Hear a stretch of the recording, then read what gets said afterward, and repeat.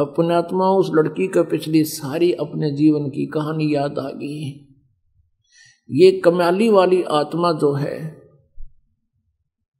ये सतयुग से मालिक की चरणों में सेवा में रही। सतयुग के अंदर ये विद्याधर ब्राह्मण की पत्नी दीपिका थी, उसमें इनको परमात्मा शिशु रूप में मिले थे, परमात्मा की सेवा की थी, वो पुण्य मालिक ने इनका बनवाया। फिर वही आत्मा दोनों की दोनों त्रेता युग में वो वेद बीज ब्राह्मण हुआ और वो सूर्या नाम की उसकी पत्नी हुई। फिर आगे चल के दोनों की कुछ पुण्य थे वो स्वर्ग में रहे। उसके बाद वो वेद बीज वाली आत्मा तो स्वामी रामानंद हुआ और वो सूर्या और दीपिका वाली आत्मा ये कमाली हुई। कमाली का जन्म मुसलमान धर्म में हो गया। अब मुसलमान धर्म में ये ज्ञान प्रवेश करना को बालकों का खेल नहीं, वो तो इतने आरूढ़ हो चुके हैं, वो उस ज्ञान और इस निराकार भगवान इस काल के अतिरिक्त किसी को नहीं मानते।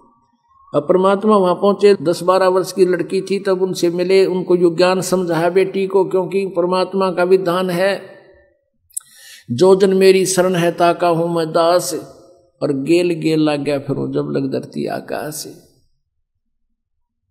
अब उसी आधार से परमात्मा उस कमाली को मिले थे। कमाली बता रही है मुझे परमात्मा मिले थे जब मैं 12 वर्ष की आयु में थी। मेरा नाम राबिया था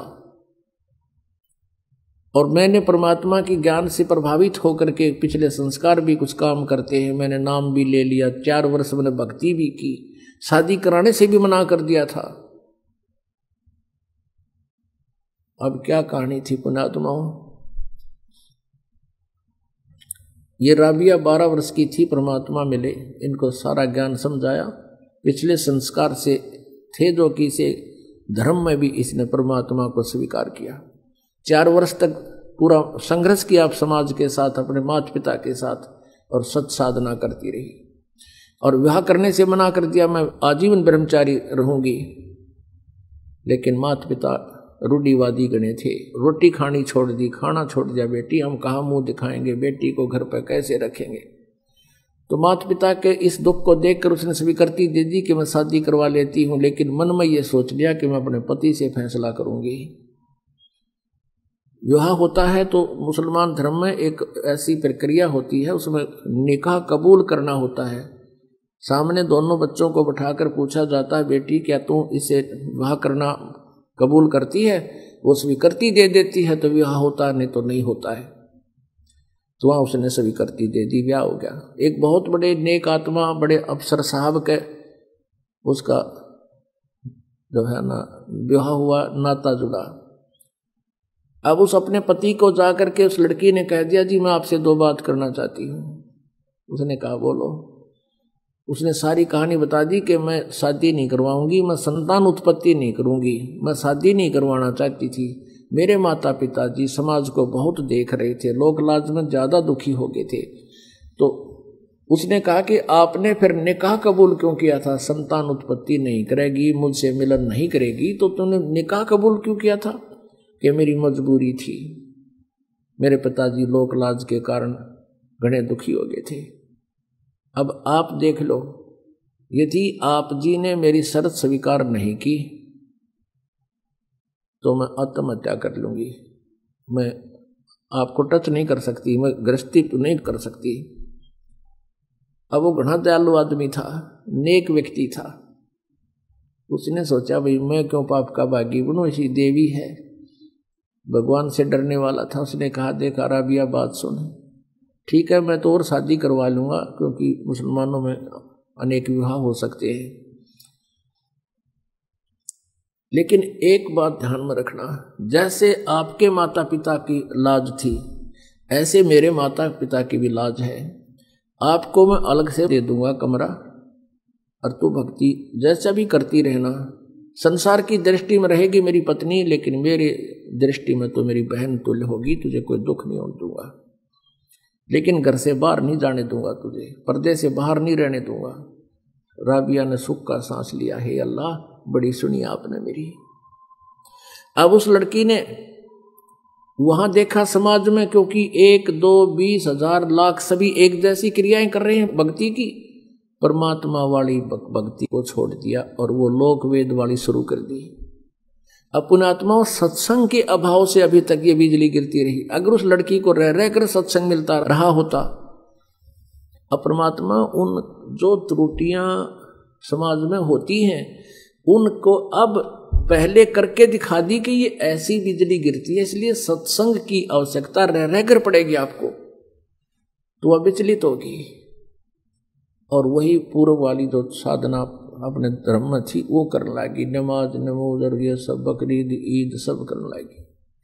फिर होगी जब वो वृद्ध अवस्था में आई, उसने अपने पति से कहा कि अब हज करना अनिवार्य बताते हैं, आपकी आज्ञा हो तो मैं हज कराऊं। मुसलमान धर्म में ये माना जाता है जो हज कराते हैं तो वो सीधे स्वर्ग जाते हैं जब उनकी मृत्यु होती है।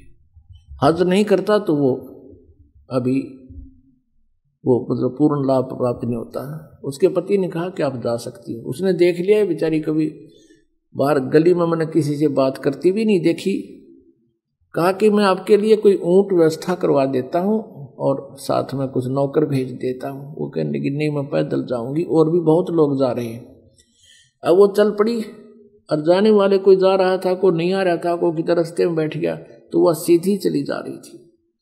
उसने क्या देखा कि एक कुएं के ऊपर एक कुतिया प्यासी खड़ी थी, उसके छोटे छोटे नवजात बालक वो अलग पड़े थे और वो इतनी प्यासी थी कि राबिया के चरणों की तरफ आई, फिर भाग दौड़कर कुएं की तरफ झांका, फिर उसके पैरों की तरफ आई।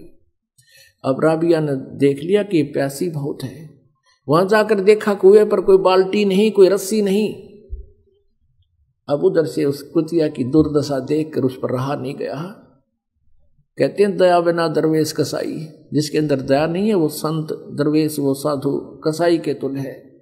अब उस लड़की ने कोई चारा नहीं देखा, आसपास कोई गांव झोपड़ी भी नहीं, कहीं से को बाल्टी ने जुले आऊं।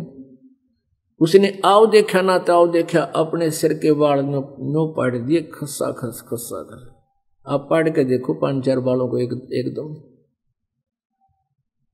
नो खस्सा खस पाड़ दिए, कति सारे बाल पाड़ दिए। और उनकी फिर रस्सी बाटी आप लो लुहाने होगी। रस्सी बाटी बहुत लंबी, गहरे पानी जल होता था।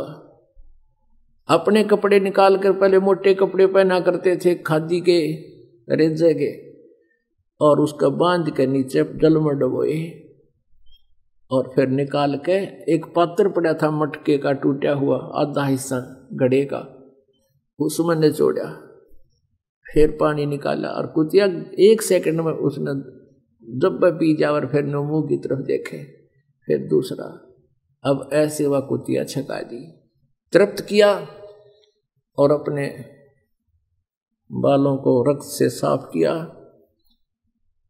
और कपड़े पहन गए।